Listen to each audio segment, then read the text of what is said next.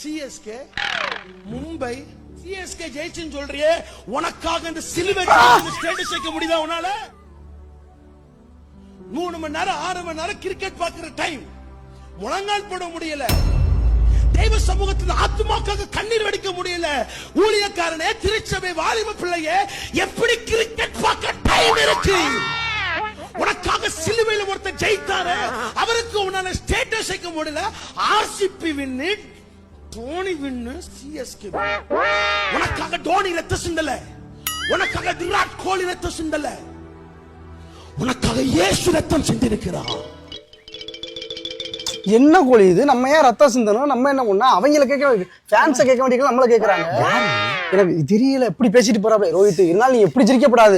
நம்மளை பத்தியே பேசலாம்னு சிரிச்சிருக்காங்க. ஸ்கூல் புக்குங்க அது. ஸ்கூல் புக்கை வச்சு பேசிட்டு போயிருக்காப்ல. என்னது ஜாய் வேவ்? ஐயோ, சின்ன பிள்ளைய படிக்க யூகேஜி எல்கேஜி புக்கு. நான் ஏன் ரத்த சிந்தனும்? எனக்கு என்ன தேவையா? இது எனக்கு ஒண்ணுமே புரியலையே. நீ சிரிச்சுக்கிட்டே இருக்கியா? போங்க என்ன முடியவே பிடிச்சிட்டு